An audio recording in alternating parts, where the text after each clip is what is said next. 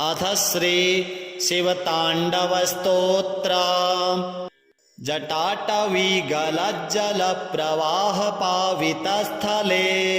गलेवलम्ब्य लम्बितां भुजङ्गतुङ्गमालिकां डमड्डमड्डमड्डमन्निनादवड्डमर्वयं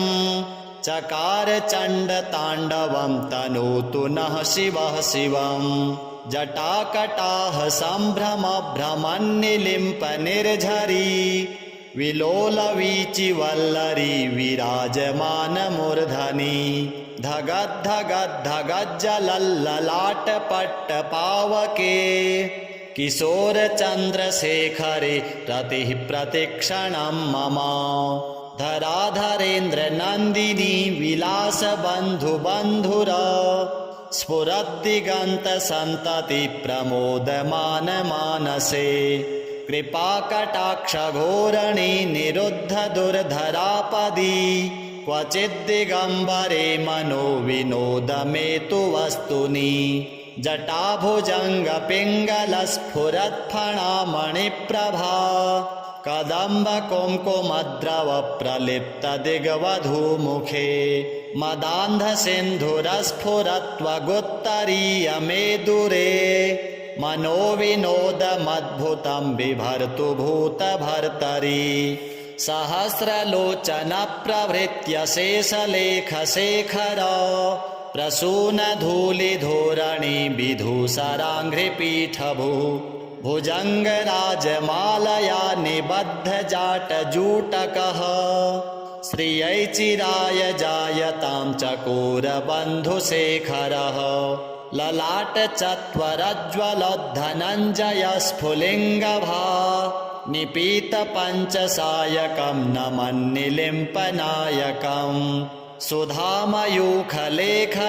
विराजमानशेखरम् महाकपालिसम्पदे शिरोजटालमस्तु नः करालभालपट्टिका धगद्धगद्धगज्ज्वलत् धनञ्जयाहुतिकृतप्रचण्डपञ्चसायके धराधरेन्द्रनन्दिनी कुचाग्रचित्रपत्रक प्रकल्पनैकशिल्पिनी त्रिलोचने रतिर्मम नवीनमेघमण्डली निरुद्धदुर्धरस्फुरत् कुहूनिशीथिनी तमः प्रबन्धबद्धकन्धरः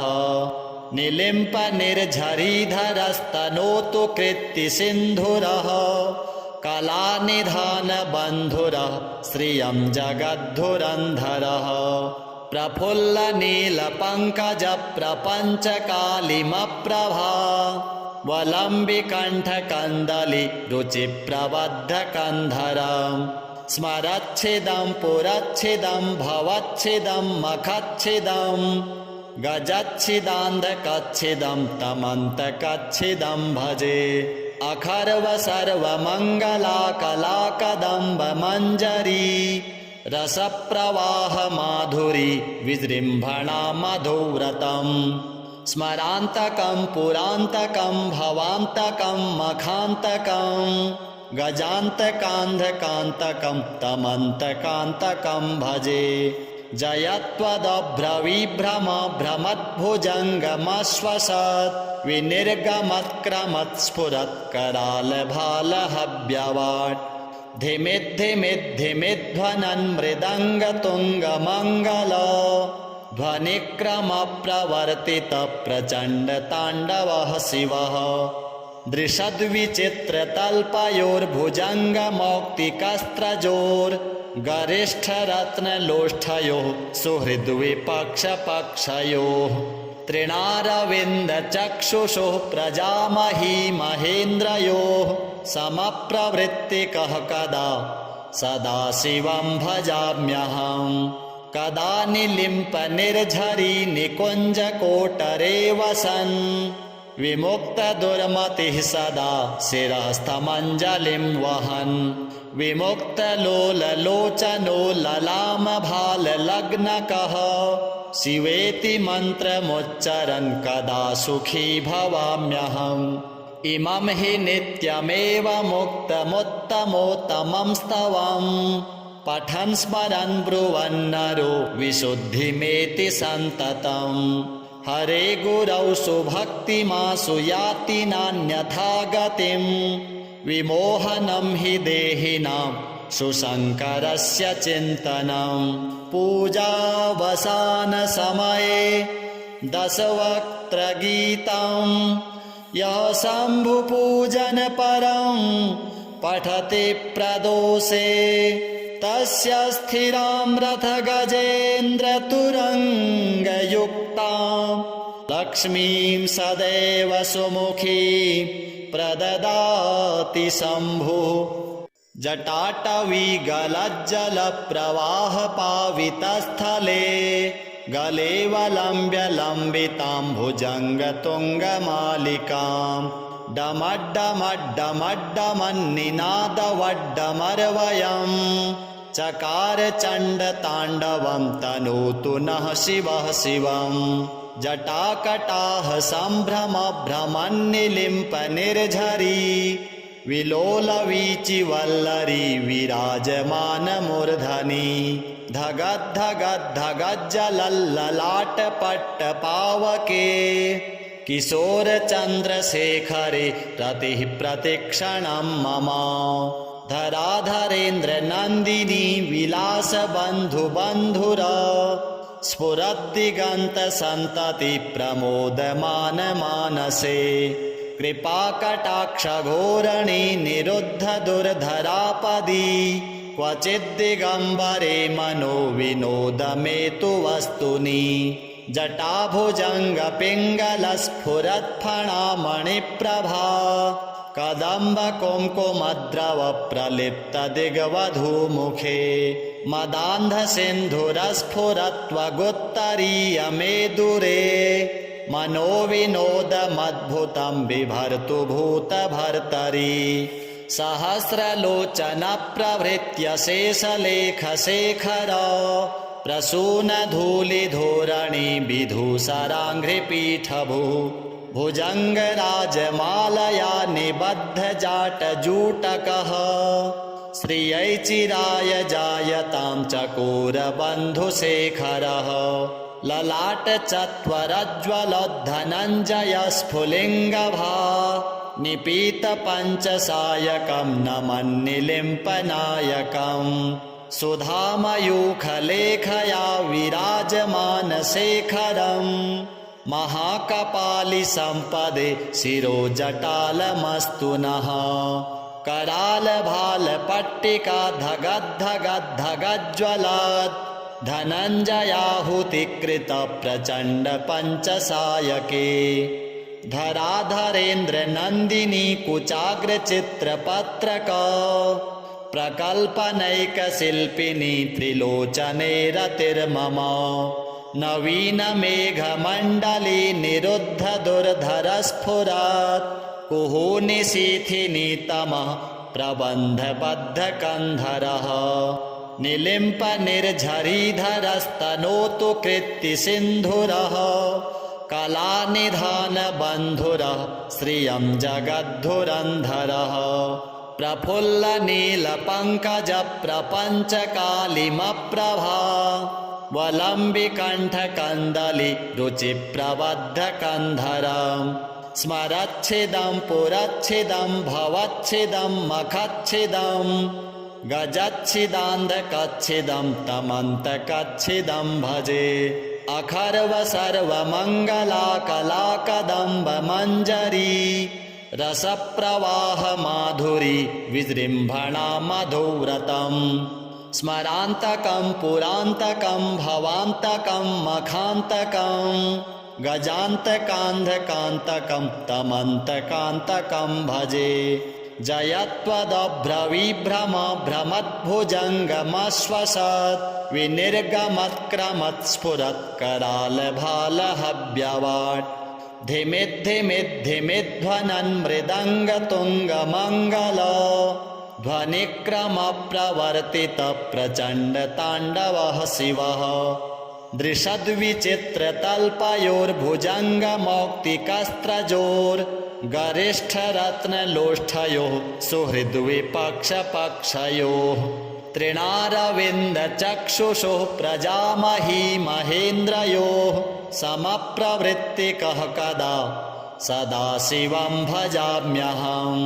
कदा निलिम्पनिर्झरी निकुञ्जकोटरे वसन् विमुक्तदुर्मतिः सदा शिरस्थमञ्जलिं वहन्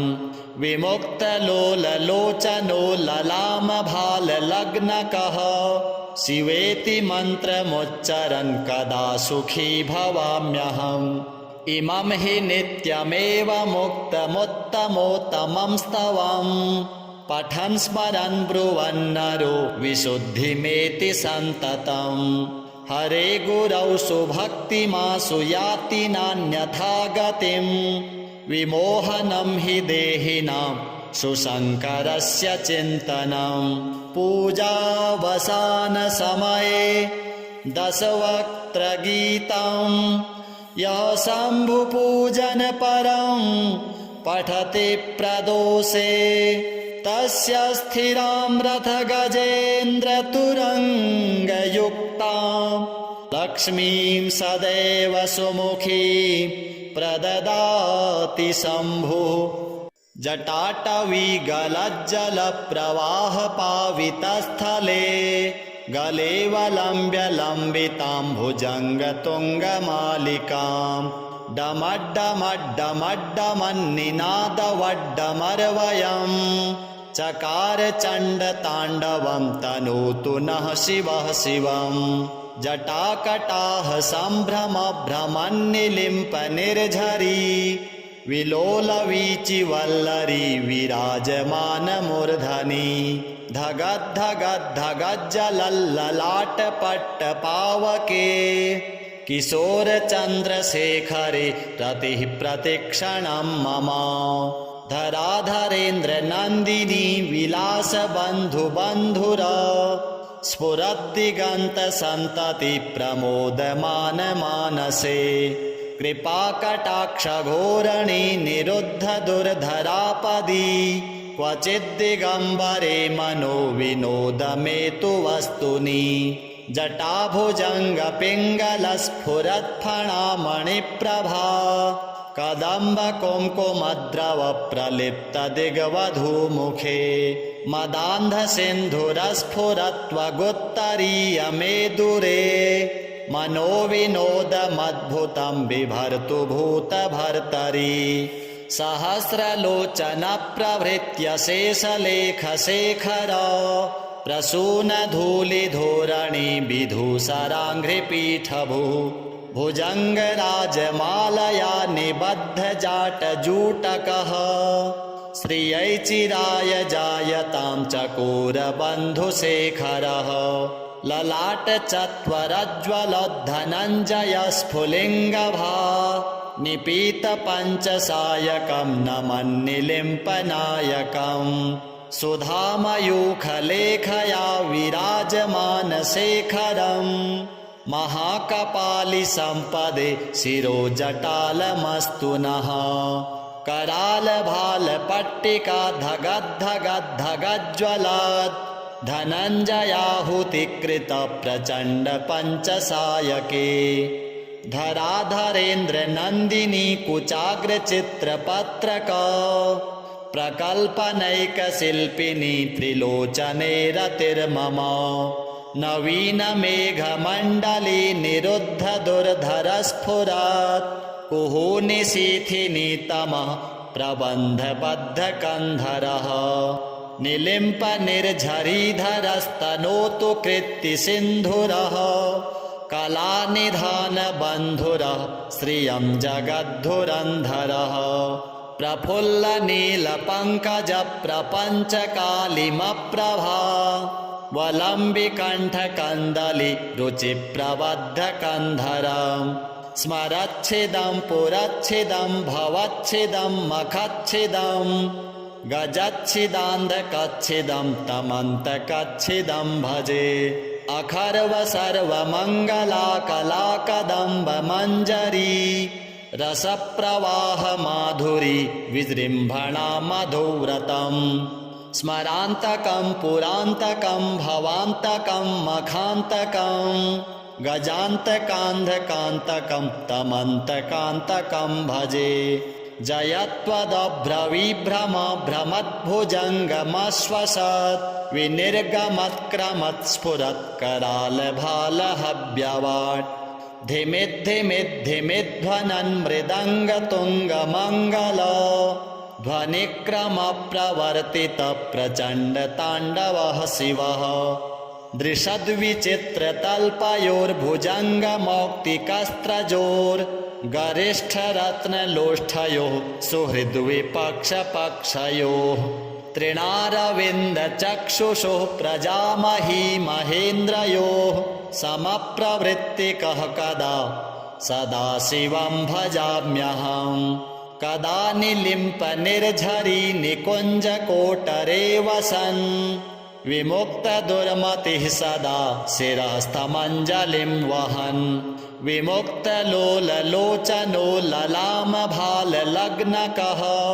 शिवेति मन्त्रमुच्चरन् कदा सुखी भवाम्यहम् इमं हि नित्यमेव मुक्तमुत्तमोत्तमं स्तवम् पठन् स्मरन् ब्रुवन्नरो विशुद्धिमेति सन्ततम् हरे गुरौ सुभक्तिमासु याति नान्यथा गतिं विमोहनं हि देहिनां सुशङ्करस्य चिन्तनं पूजावसानसमये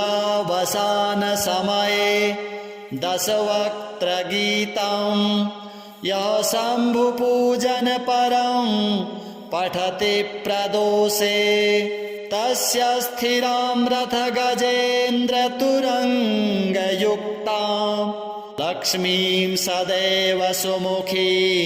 प्रददाति शम्भुः जटाटवीगलज्जलप्रवाहपावितस्थले गलेवलम्ब्य लम्बितां भुजङ्गतुङ्गमालिकां डमड्डमड्डमड्डमन्निनादवड्डमर्वयं चकार चण्डताण्डवं तनोतु नः शिवः शिवं जटाकटाह सम्भ्रमभ्रमन्निलिम्पनिर्झरी विलोलवीचिवल्लरी विराजमानमूर्धनि धगद्धगद्धगज्जलल्ललाटपट्टपावके किशोरचन्द्रशेखरे रतिः प्रतिक्षणं मम धराधरेन्द्रनन्दिनी विलासबन्धुबन्धुर स्फुरद्दिगन्तसन्तति प्रमोदमानमानसे कृपाकटाक्षघोरणी निरुद्धदुर्धरापदी क्वचिद्दिगम्बरे मनो विनोदमेतु वस्तुनि जटाभुजङ्गपिङ्गलस्फुरत्फणामणिप्रभा कदम्बकुङ्कुमद्रवप्रलिप्तदिग्वधूमुखे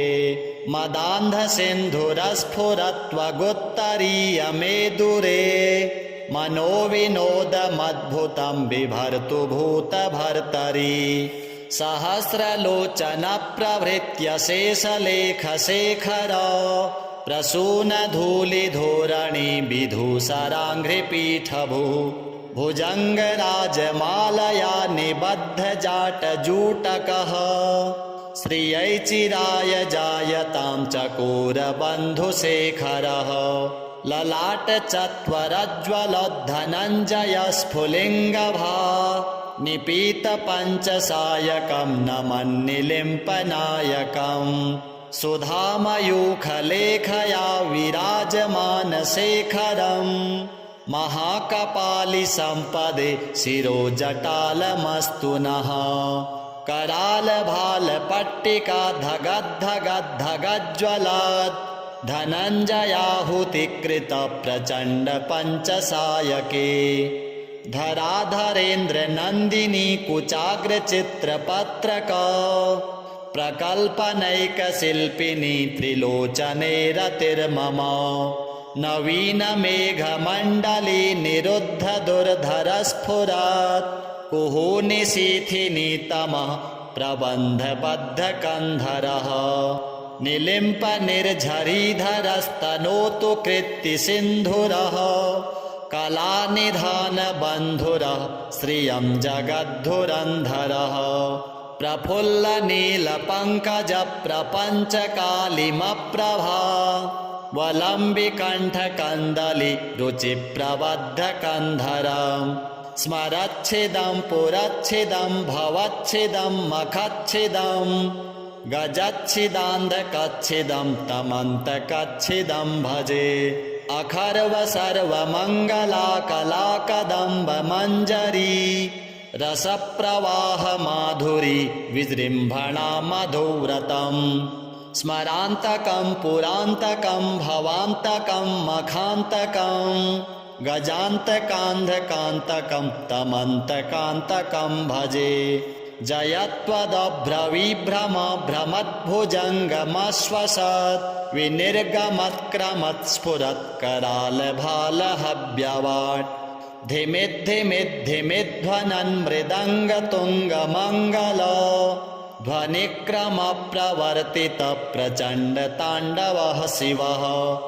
दृशद्विचित्रतल्पयोर्भुजङ्गमौक्तिकस्त्रजोर्गरिष्ठरत्नलोष्ठयोः सुहृद्विपक्षपक्षयोः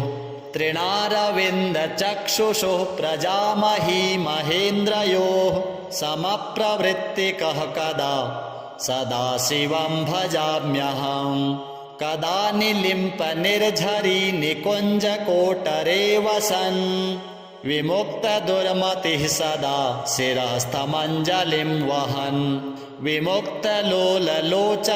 ललामभाललग्नकः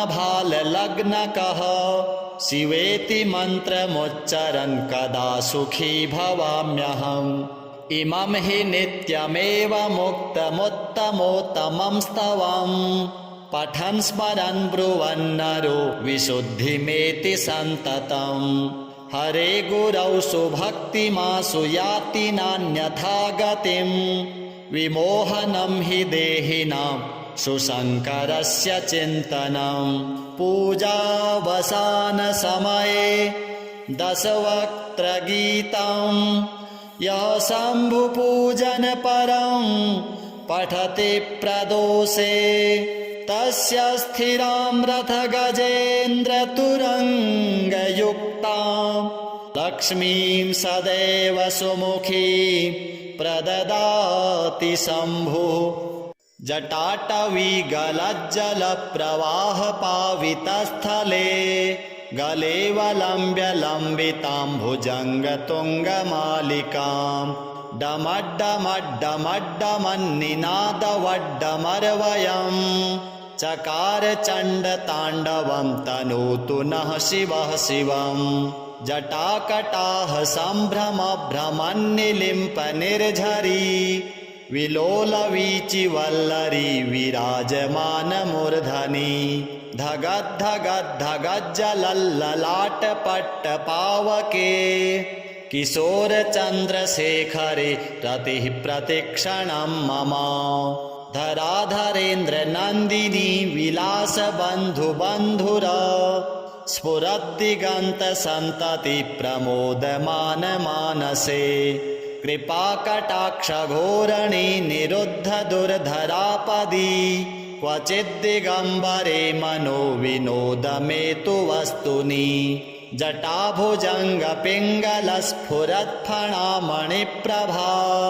कदम्बकुङ्कुमद्रवप्रलिप्तदिग्वधूमुखे मदान्धसिन्धुरस्फुरत्वगुत्तरीयमेदुरे मनोविनोदमद्भुतं बिभर्तु भूतभर्तरि सहस्रलोचनप्रभृत्य शेषलेखशेखर प्रसूनधूलिधोरणि विधूसराङ्घ्रिपीठभुः भुजङ्गराजमालया निबद्धजाटजूटकः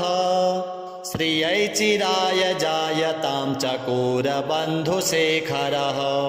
ललाटचत्वरज्ज्वलोद्धनञ्जयस्फुलिङ्गभा निपीतपञ्चसायकं नमन्निलिम्पनायकम् सुधामयूखलेखया विराजमानशेखरम् महाकपालिसम्पदे शिरोजटालमस्तु नः करालभालपट्टिका धगद्धगद्धगज्ज्वलात् धनञ्जयाहुतिकृत प्रचण्ड पञ्चसायके धराधरेन्द्र नन्दिनी कुचाग्रचित्रपत्रका प्रकल्पनैकशिल्पिनी त्रिलोचने रतिर्मम नवीनमेघमण्डली निरुद्ध दुर्धरस्फुरत् कुहूनिशीथिनी तमः प्रबन्धबद्धकन्धरः निलिम्पनिर्झरीधरस्तनोतु कृत्तिसिन्धुरः कलानिधानबन्धुरः